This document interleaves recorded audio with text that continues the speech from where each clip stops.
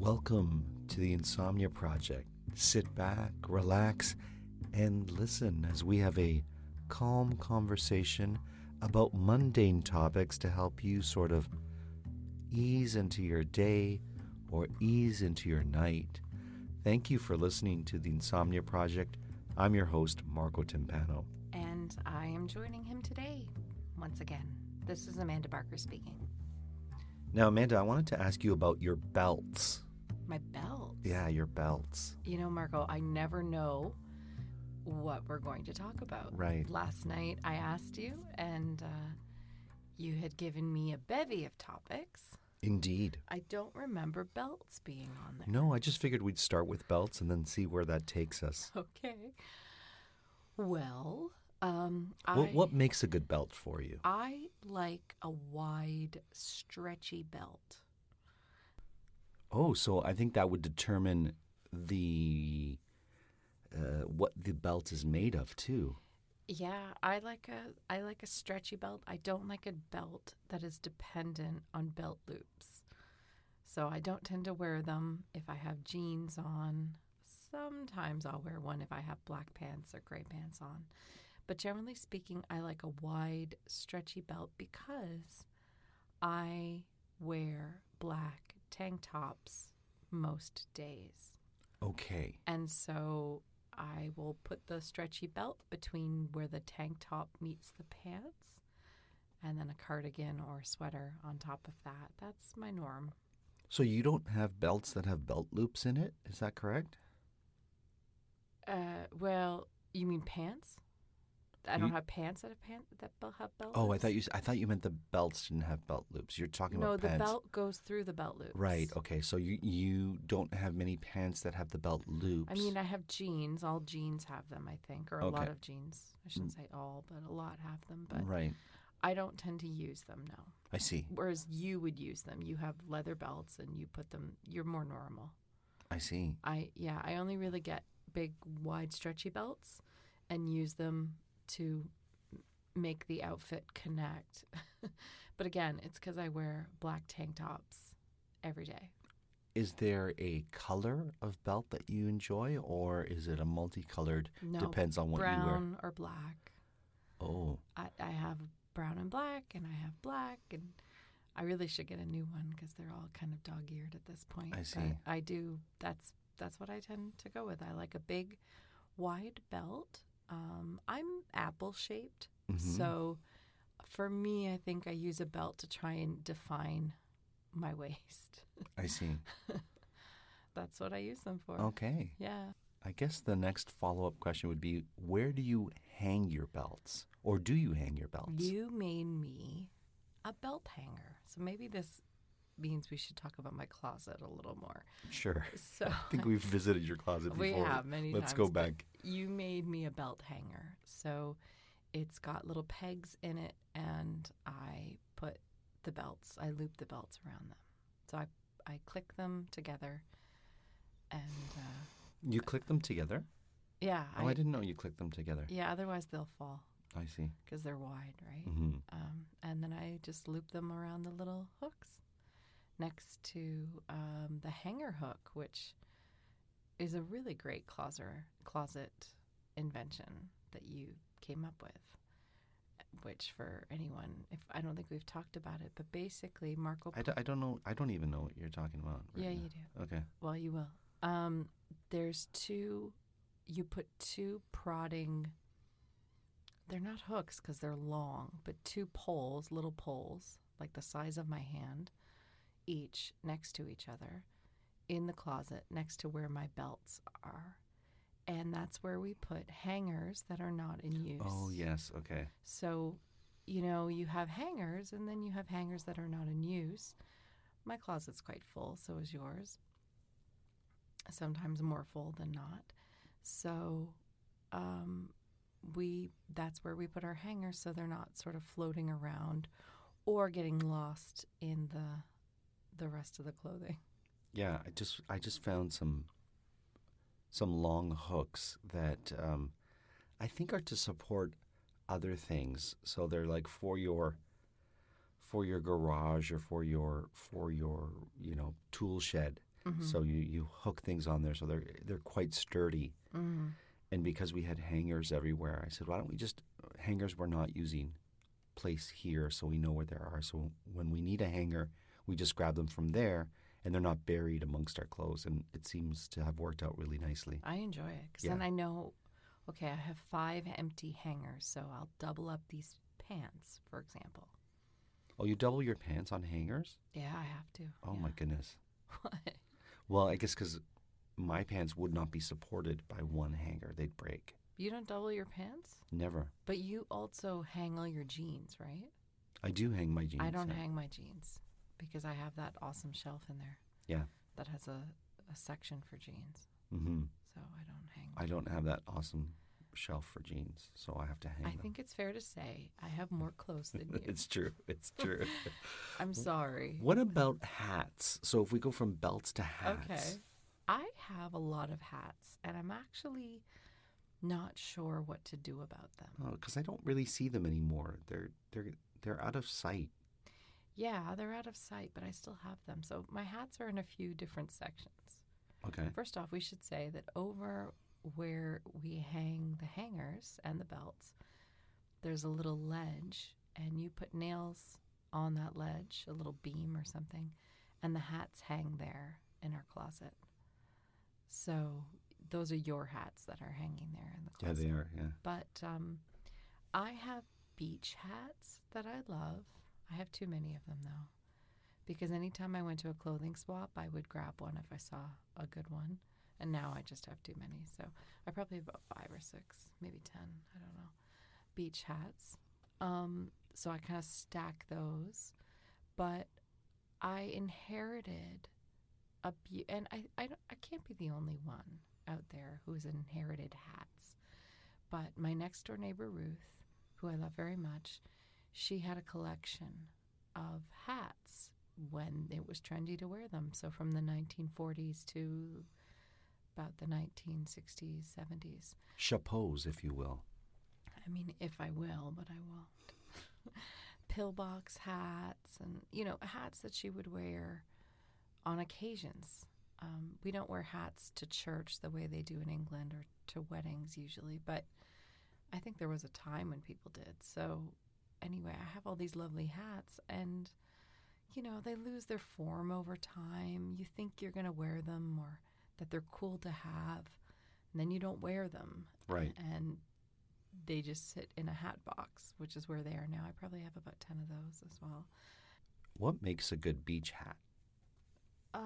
I like a beach hat that has a wide brim, or it doesn't have to be super wide, but wide enough that it'll afford some coverage while you're strolling around in the sun. Sure. But also not so wide that it's just like a walking hat coming toward you. Like you don't want a sombrero type. I mean, I beach have hat. some that have wide brims, Okay. but when you're traveling, you don't want a hat that's going to take up a lot of your luggage, or you wear it. But again, you don't want to wear a massive, huge hat on a plane or something. Sure. So, or a train or whatever. So for me, I like a mid-sized sort of hat, but if it has a bit of extra coverage, that's nice. I like a woven hat, like a rattan kind of material, because I like the breathability that affords. I see. When you put it on your face, when you're lying in the sand, that kind of thing. How about you?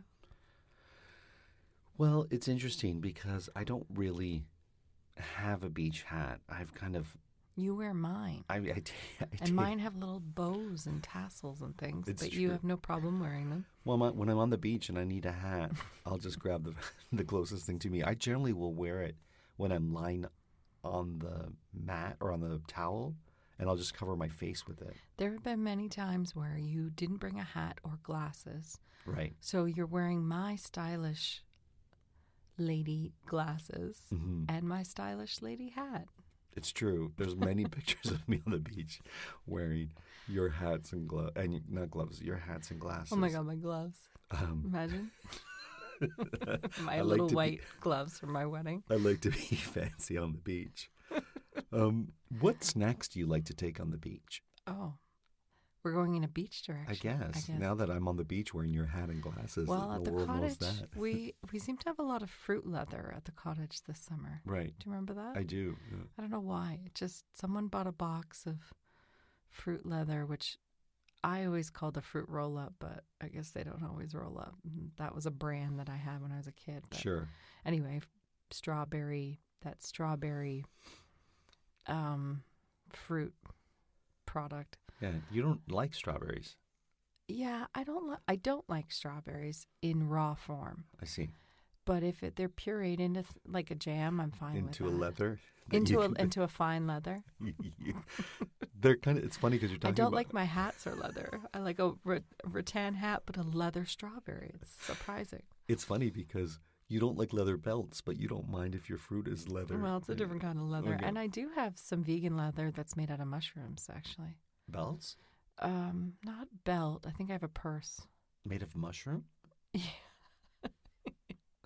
Yeah. Okay. Vegan leather is also, because people go, what's the difference between vegan leather and, say, a synthetic Right. leather? Because sometimes people mistakenly call it that. But I believe true vegan leather is made from biodegradable products. Okay. And which purse is made of mushrooms? You know the blue purse that drives you crazy, probably? The one that has the insert that you don't. That I don't use, and yeah. the I believe inserts that's vegan okay. leather. Yeah. Okay. So now whether it's mushrooms specifically or other products, I'm not sure. I see. And what makes a good purse? Well, that's a hard one Oh, okay. for us. I mean, a lot of compartments so that things don't get lost, but not too many compartments that you forgot that you already have a lip balm in there or where you put that card. So it's sort of a balance, right? Right. You don't want just a big open sack, although I have quite a few that are just big open sacks. I thought we were on the beach. How do we get into purses? Well, okay. So then, what's the Or best? strawberries. what's Maybe we should talk about strawberries. Okay, let's talk about strawberries. Sure. So I don't like strawberries. Yes, and I love strawberries. I've only ever in my life met one other person who doesn't like strawberries. I worked with her last summer. But I don't like them. They don't work for me. Right. But I don't mind strawberry flavored things. So I don't know what that says about. I always want to like them. Right, but you just don't. They look great. And then I go, oh, right, I don't like them. What about strawberries in a salad? Yeah. See, that's funny because I don't have a problem with them there. It's almost like I need them to be a vegetable. I see. You need them to be Same savory. with mango. Oh, you don't Like don't just mango? I thought you liked mango. I do, but I like it better when it's a bit unripe and in a salad. I don't like it just sitting eating a mango. To me, is like eating a ball of perfume. I don't know. Okay. It doesn't work. How about you? What are some things that Well, I do like strawberries. I always have. I love cherries and I love mangoes. I love cherries. No, Okay. no, you didn't. We didn't talk about cherries. Well, I love cherries. fair enough. Okay, you love cherries, but I'm just saying I love all those. I love watermelon, Yeah. and so I do like fruits. There's very few fruits I don't like. You I'm not a used to huge- be more picky. I'm not a big fan of grapes. So much grapes don't do it Oh, for good. me. I'm glad I bought some last I know. night. You I keep just- buying them. I thought you liked them. No, I don't love grapes. What? Sometimes I like a grape, but recently I've been eating grapes, but grapes aren't for me. Because I'm force feeding you. Yeah, because you're like, there's They were grapes. on sale. I don't mind a good grape that's on sale. Okay. I'm also particular with fruit and the time of year to eat them. Well, that So- makes sense. Mhm. I mean, that's in accordance to Ayurvedic principles. Right. You eat what's seasonal, you know? Mhm. I think sometimes we, as a society, like things that are forced seasonally, like Sure. a certain type of latte you can only get during these months, or Right. that type of thing. Wait a minute. What lattes can you only get during? Oh, like a pumpkin spice that Yeah. places offer. I see. Yeah, or Yeah. gingerbread or whatever. Right. Like, you don't want that in June. you Speaking know? of gingerbread, We so have a I gingerbread house. So I'm gonna be doing this in some way, shape, or form. But we have a gingerbread house that I bought for the holiday season that I didn't have the time to put together. Well, I think it wasn't just the time. Well, to there be was fair to you. fair enough. There was just A few other things. Yeah, and so it's sitting there waiting to be decorated, and I think it's already made into a house. I just need to decorate it. So I think I'm going to make I think it's the pieces are there, but I think you have to assemble it into a house, right? No, I think this one is. Oh, it's a pre-made house? I think it's pre-made. I think I bought it. This is a So lazy person's well, because I was gingerbread. like, I'm so busy, I won't have time to to put the assemble. icing, Right. sugar. Because that's the hardest part is assembling it. So I thought if British Bake Off has taught us anything. Yes, definitely. So I think I'm going to make a Valentine's Day house with it, a Valentine's Day gingerbread house, because for Valentine's Day you tend to eat things that are a little bit spicier and sweet, and ginger, though it's often associated with the Christmas holidays or the winter holidays, I think it can carry over to Valentine's Day. So that's what I'm going to do. I'm going to make a Valentine's Day house, and I'm going to put lots of hearts as decoration. I'll eat all the green candies. Yeah, we won't put the green candies on it. We'll just leave the red. Yeah, you can eat the green. I'll buy some cinnamon hearts and some chocolates, and I'll incorporate that into the design. Okay. And we'll see how it turns out. Well, stay tuned, folks. That'll be my Valentine's Day present. Yeah. Maybe I'll put a Valentine's Day gift inside the house, and you have to smash the house to find it. What do you think of that? A ring? No. We'll get married again? No, nothing too fancy. That's one thing. Once you are married, there's never that, oh, how is he going to propose thing? Like whenever there's a big event or expectation from your spouse, you always think, oh, is he going to propose? Well, no, that's happened. People don't talk about that, but maybe that's just me. Are you saying that people who are married want to be proposed to again? Maybe. Oh. No. Okay. No, I'm just saying when you're not married and you're with somebody and there's this expectation that at some moment they might, you're kind of waiting for that shoe to drop. Like, is it going to happen? When's it going to happen? Unless you've just sat, talked about it, and went and bought a ring together, which a lot of couples do.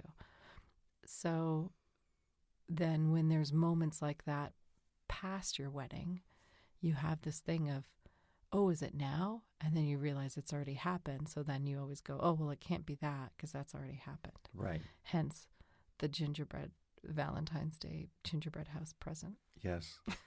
I'm curious. I'll start that on the 1st of February. I'll start making that so we have it for February. So it'll be nice and saggy by the time. Or hard. Well, gingerbread houses are generally hard. The ones that we have, that thing could last several months. Pure sugar. I mean, if we had the space, we'd just keep it for next Christmas. Well, I don't know if I'd keep it that long. That's a long time. That's a long time. Plus, I like gingerbread. Plus, we don't have the space, so. Listen, I need it for my hats. You need it for your hats. Okay, so from belts to hats to strawberry leather, let me ask you about your nail polish. Okay. Of which I think you have a few nail polishes hidden away too, right? Sometimes I feel like the Insomnia Project is just a chance for you to passively air your grievances on the things I own. No, it's not true. Okay, I didn't know. No, because you do have a lot. The way you're phrasing, you're like, so you have a lot of nail polishes, I've noticed. Okay. I do have a lot of nail polish. They don't get in my way. I never really see them. That's why I say it. I'm trying to make it seem like I don't know the answer. You have some hats? Maybe a lot, some would say. Let's talk about your purses again and how many you own. No, let's talk about your some of it's fair. Let's talk about your nail polish. I have a lot of nail polish. Mm-hmm. It was my New Year's resolution 2 years ago to stop spending money on getting my nails done professionally. And how's that working out for you? Really, really well for the most part. I know you can do, so if you don't know about the world of nails, a quick refresher. Sure. There's at-home products, which can come in a lot of different things. But in terms of nails, you can either just have regular old nail polish, sure, which is all I have. Okay. Then you get into the next level, which is, it's called various things, but gel, acrylics. Acrylic is sort of the next level. So the in between level would be, it's commonly referred to as gel. There's a few other terms for it, but we'll leave it at that. Sure. Shellac. Sorry. Shellac. Okay. Yeah. Sometimes it's called shellac. they're essentially all the same thing, where it's a type of nail polish that gets sealed by an overcoat, and the UV light seals in the color so it doesn't chip. Not to the same degree. Certainly, it's kind of like paint that lives on your nails until you get it. You have to get a special chemical to get it off. I see. And then the next level would be fake nails, and those would be your acrylics and everything else. Okay. There's other products in there, but those are the 3 levels, basically. Got it. So for me, I don't do gel at home. I have friends that do. I just don't. I don't have the time, and I don't want to get into that. They take longer to dry? You need to have the whole UV light machine at home and the special sealant. I just don't want to hold on to all that. Instead, I take up that space with just regular nail polish. So I have just regular nail polish at home. And so 2 years ago, I stopped doing shellac in the Boutique or whatever it's called. salon. And I just started doing it at home. So it doesn't last nearly as long. On your toes, it can last. But on your fingers that you use all the time, it's not going to last more than a few days. But that's okay. And do you do fingers and toes match, generally speaking? I do. Okay. I'm very Virgo when it comes to that. I see. I can't even do the one nail a different color. I can't. It's not for you. It's not for me. I used to get into designs and stuff a little bit. I dabbled in little, stickers and designs. But for the most part, I just like a solid color, keep it simple, and I'll put it on. But I don't tend to put as much on my fingers these days. Is color determined by mood or time of year? Both. Oh. But usually time of year. So I will tend to go richer and darker in the winter months. And then I'll go a little lighter, the light pinks and so on, or the bright oranges for summer, that type of thing. But I do have a lot. I probably have, I don't know, maybe 25. Oh, really? 30, I don't know. Oh, I didn't colors. know that. But I'm part of a subscription service that sends me makeup. And so a lot in the last 2 years have been from there, which is fine. I enjoy a new nail polish color, What time of year is the French manicure suited for? French manicure is too fussy for. I've done it myself. Okay. But for me, it's just too fussy to be bothered with. But that would be a springy, summery thing. I see. I think. I mean, I'm sure many would argue you could have a French manicure anytime. Okay. I used to have a roommate way back in. It would have been in 1999, I think. Maybe the year 2000. Anyway, and 1999, I had a roommate who was from Costa Rica, and she taught me how to do a French manicure to myself. She would do that to herself all the time. I see. Yeah. What's the secret? The secret is having something that you can use, like, how you use frog tape Yes. to paint, or masking tape to paint, so that when you paint over, it goes onto the tape, and then you pull the tape off. You need something like that for your nail, so you have a nice straight white line. I see. Yeah. And would it be a frog tape or a special kind of tape, or is You could, but okay? It's probably going to be, I don't know, some other kind of thing that you put over. There's little tools you can buy. For me, I had a little wooden peg that I would use. But again, I haven't done this in years. Okay. Maybe it's time to revisit the French. I'm good, I think. Okay. It's too much work.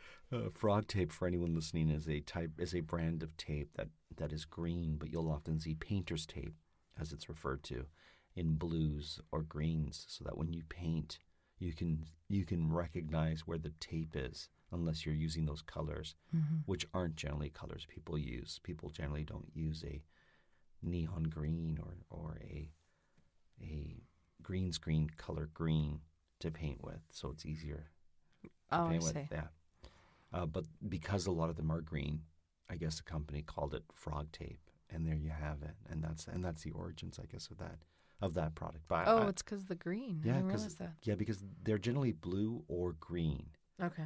So, and unlike masking tape, which was used before this tape came out, it's not as the adhesive isn't as strong. Yeah, it's very light tape. Yeah, it peels right off. It's light, but it can still stay on the wall. Like it's still strong enough so that when you paint over it, it won't come off. Although there is different degrees of adhesive strength that you can get for your painter's tape. Yeah, and I have quite a supply of painter's tape. Speaking of supplies in my tool area, I've got at least four different painter's tape. I use them depending on the season. I'll use different colors of painter's tape. Really? No. They're like your nails. That's what I was trying to compare them. But I do have the green and In the November, you go with a rich brown, or for Valentine's Day, a bright red. Exactly. Bright red painter's tape would be wise. I haven't seen that.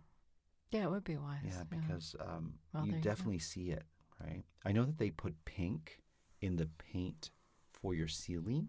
Oh, really? Your ceiling paint, there's a product that has a pink color to it.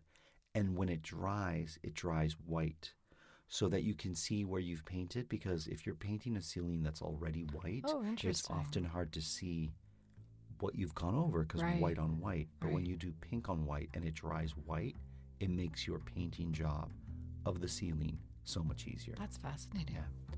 Well, we'll end it there with a fascinating ceiling paint note. I hope this episode had you relaxing, maybe even drifting off to sleep. Thank you for listening. I'm Marco Timpano. I'm Amanda Barker. And we hope you were able to listen and sleep.